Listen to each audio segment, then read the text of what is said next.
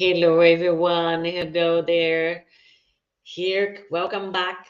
And we continue today with bias at company cultures. So this is it's a big subject, and I divided it in parts. So today is, I believe, part three. I don't mind. It doesn't matter. So we will continue today, and I will go diving straight to the examples of how these bias culture, company culture bias happen in the working place, and how we can tackle them, how we can work to fight them. So the first one today, it's about everyday interaction. And here is the case. You overhear a coworker complaining that your company's gender diversity efforts are a waste of time. Why it matters. This comment might signal your coworker's lack of commitment to gender diversity. Research shows that only 56% of employees are personally committed to gender diversity.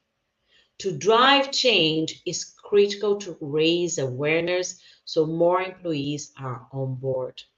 As everything, we know change is challenging for everyone because shakes our ground, and we as a human beings, we get comfortable, and change means that we are going to move into a not so comfort zone. And that is normal, that people, the first reaction is not really to be extremely motivated towards this. So we have to raise the awareness about bringing diversity to the workplace and benefits of it. What to do? Make a case for gender diversity. Explain that diverse teams often produce better results, and that diversity efforts can make hiring and promotions fairer to everyone by weeding out bias. You can also share that diversity is good for morale. When companies are highly committed to gender diversity, employees are happier and less likely to leave.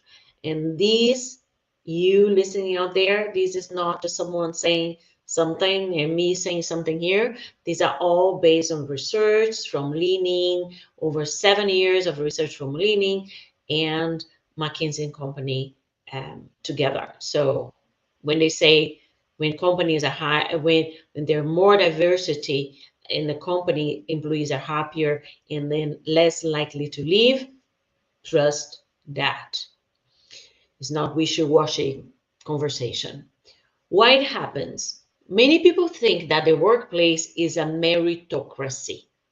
So they assume diversity efforts unfairly favor women and other minorities. Very interesting. I never thought about that. This is not true. Diversity efforts simply aim to counter the bias demonstrated by decades of social science research. For example, that stereotypes often bias evaluations in ways that disadvantage women.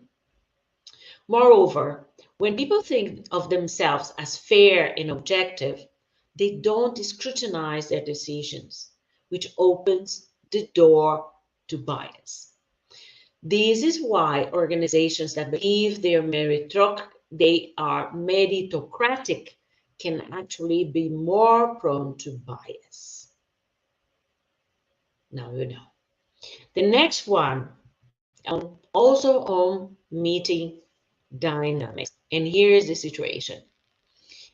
In a meeting, a client only looks at and speaks to men on your team. Go back to the previous video when I shared the story of my friend. Not telling again. Go back there. Why it matters.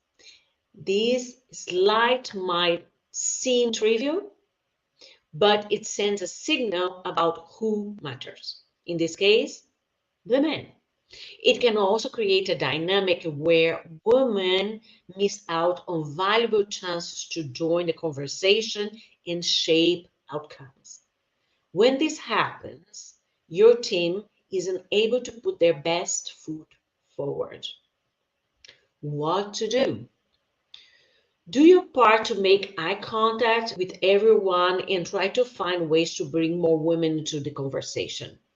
In these, we discussed this few times before about the meeting leader to be able to be aware of giving a fair share of speaking time to everyone participating in the meeting. When possible, you can pass the bait to a woman in a way that highlights her expertise. Mary, would be great to answer this. Mary would be great to answer this. She's actually our resident expert on the topic. Why it happens? This may happen because of performance bias. Your client may assume, consciously or unconsciously, that the women at the meeting are less competent and lower in status than the men. Refer to my friend's stories. If your client is a man, this behavior could also be the result of affinity bias. People often gravitate towards others like them. So this bias is rooted in performance and affinity bias. If you don't remember the concept about performance and affinity bias, go back to the previous recordings. Now, the next one, also based on everyday interactions. Let's go back here.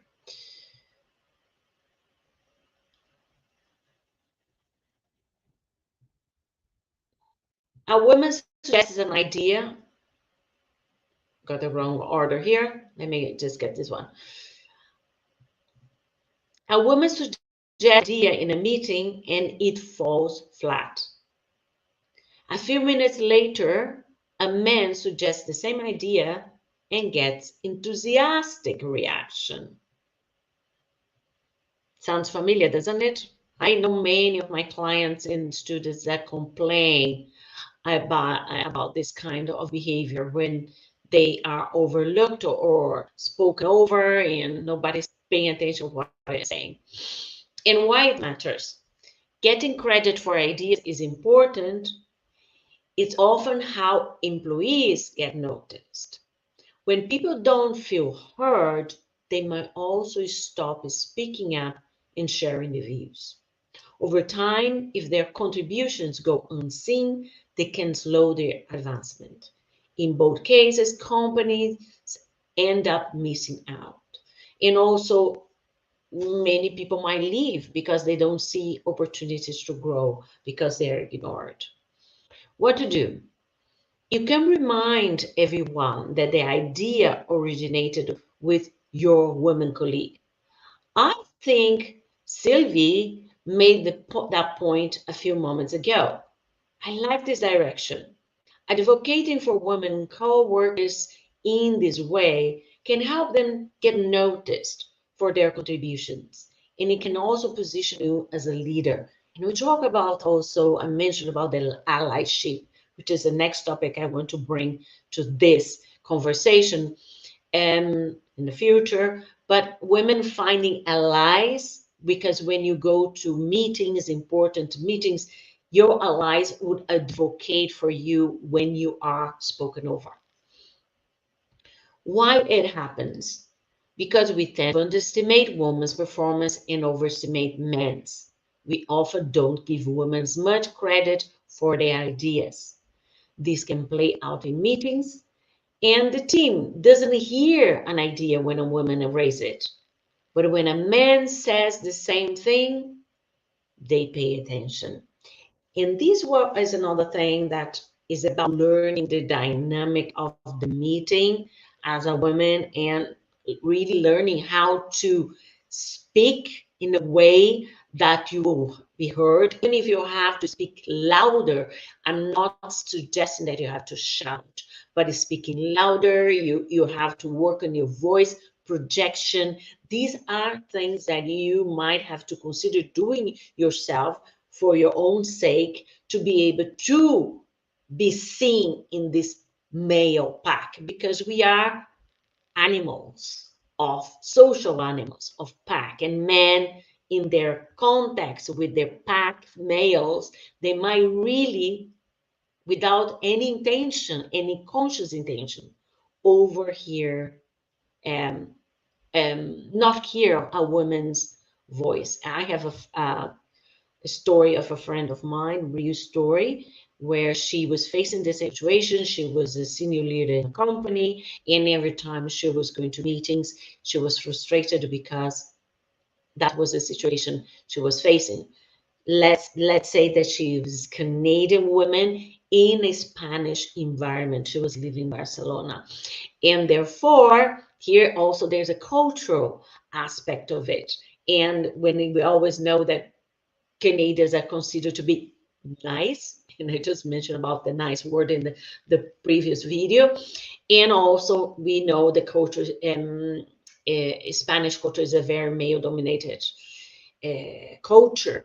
So long story short, my friend got a coach, a voice coach, to train her how to project her voice, how to be heard, really physically heard in that environment. And she said that the first meeting, she would practice for the meeting to speak louder, to project her voice, to make her pitch to sound more lower. You know, we know that lower pitches, lower pitch are perceived as that you exude authority, and this is why in this matter nature didn't favor us ladies, and because we have a higher pitch than men. And she practiced all of that, and she said at the beginning it was if like she was completely uncomfortable. Let's face that, she really had to practice. But hey, she had to learn how to play the dynamic of the meeting.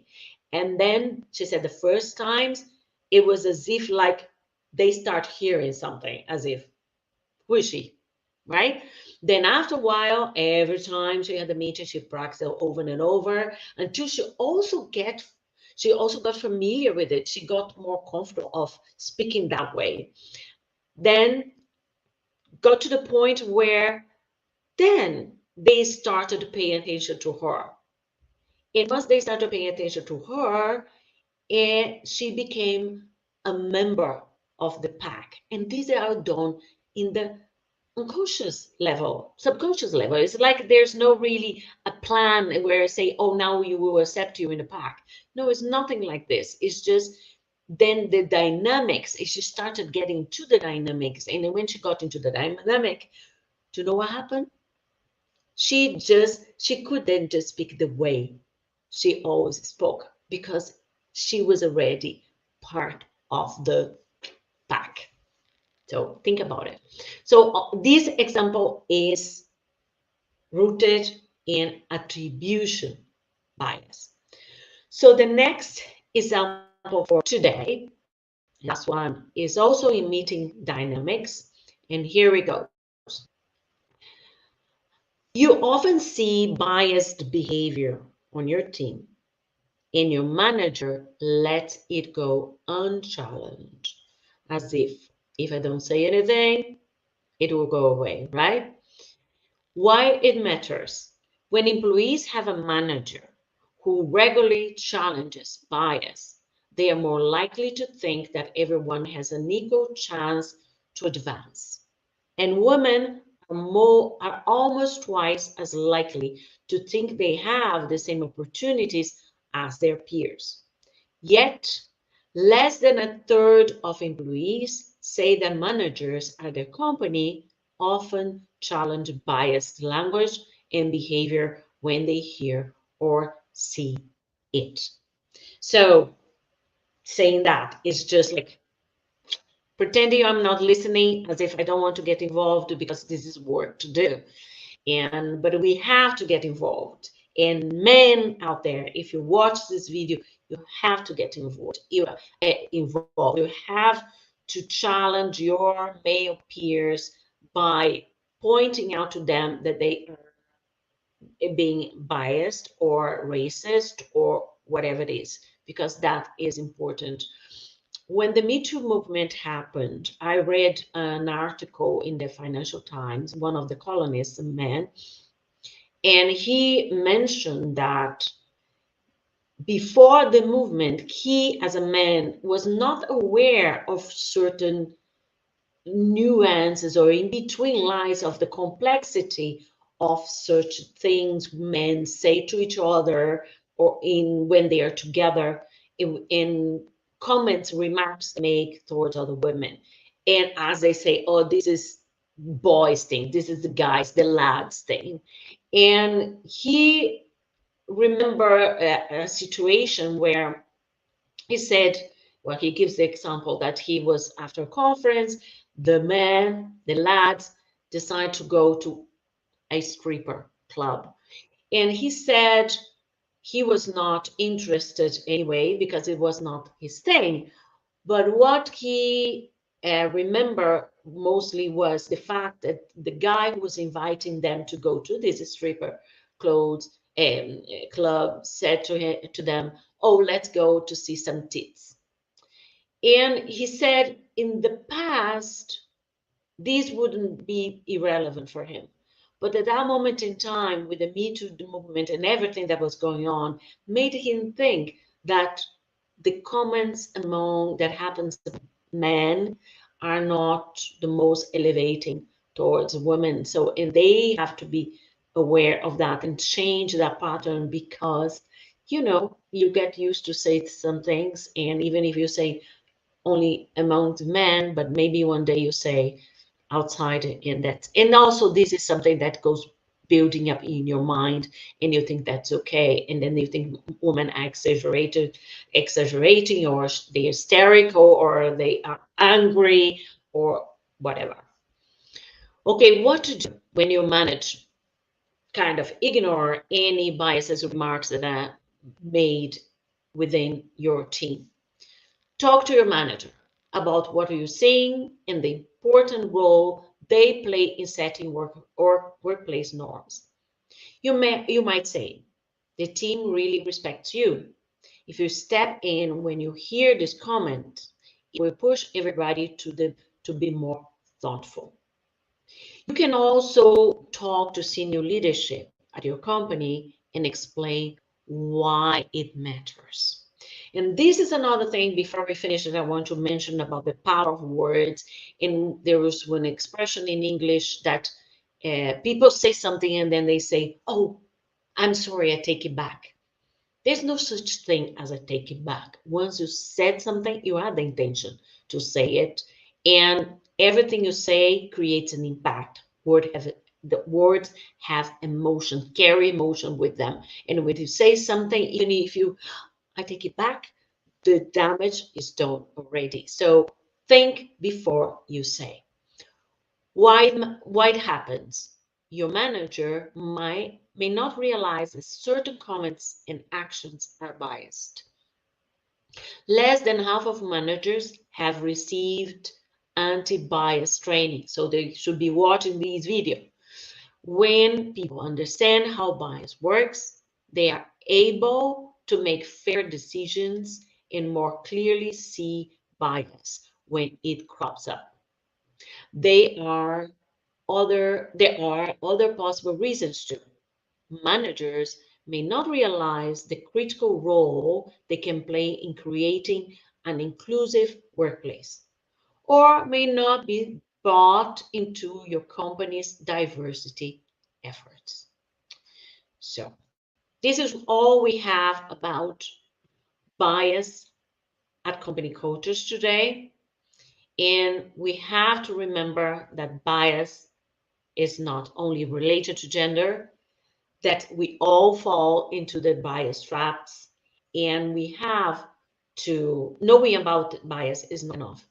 We have to take action.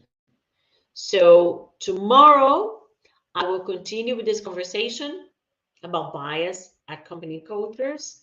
And thank you again for being here. I hope you are enjoying and learning. I am learning, and let's continue.